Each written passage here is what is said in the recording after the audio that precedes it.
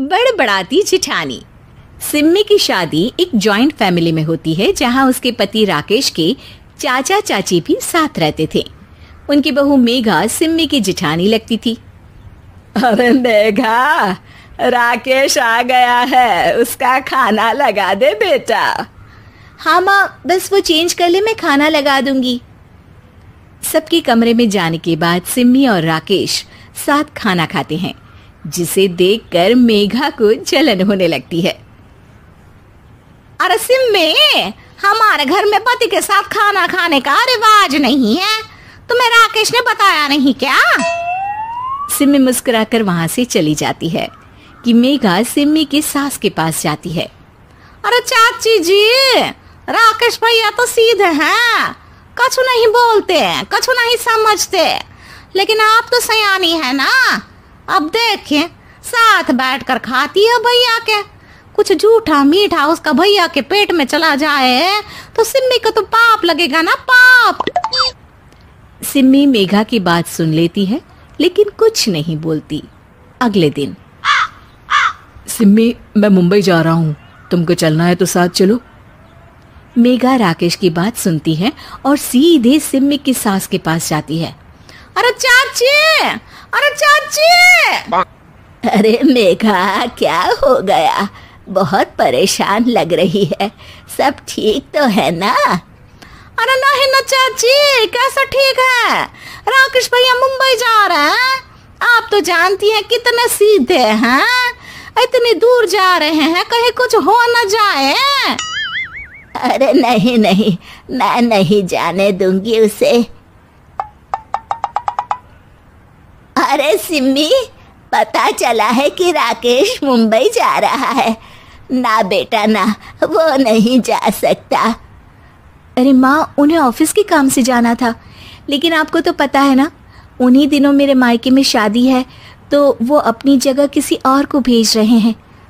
अच्छा अच्छा, तो फिर ठीक है। सिम्मी समझ जाती है कि मेघा ने सास के कान भरे हैं। वो सास से कहती है, माँ जी, लेकिन हम दोनों कुछ दिनों के लिए मसूरी जा रहे हैं।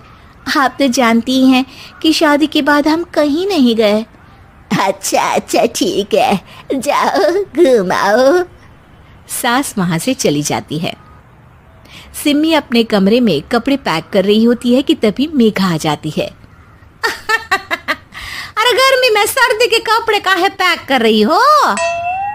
सिम्मी को मेघा पर नाराजगी तो होती है, लेकिन फिर भी वो कुछ नहीं बोलती। दरअसल मैं और राकेश हनीमून के लिए मसूरी जा रहे हैं ना। का हनीमून? हाँ हाँ, हनीमून। क्यों?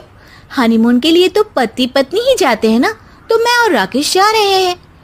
मेघा भागकर सिम्मी की सास के पास जाती है। अरे चाची, सच में तुम लोगों जितना सीधा परिवार तो मैंने देखा ही नहीं है। अरे अकेले भेजोगे दोनों को?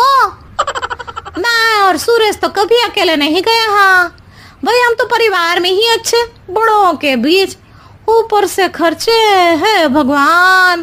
अरे चाची, पहाड़ी इलाका है, कुछ हो गया तो? सास सीधे सिम्मी को बुलाती है, लेकिन सिम्मी तो वहीं सास के कमरे के बाहर ही खड़ी थी। बस मेघा दीदी, आपसे यही उम्मीद थी। अरे बड़ी हूँ, घर के कायदे कानून तो मैं ही बताऊंगी ना। अरे तो अपने घर में रखिए ना सारे कायदे कानून। आपकी सास खुद खाना बनाती है, क्योंकि आप यहाँ आकर मेरी सास के कान भरती हैं। आपका पति हमेशा खुद खाना लेकर खाते हैं, क्योंकि आप मेरे घर में ये देखने के लिए बैठी रहती हैं कि मैंने और राकेश ने साथ खाना खाया तो खाया कैसे।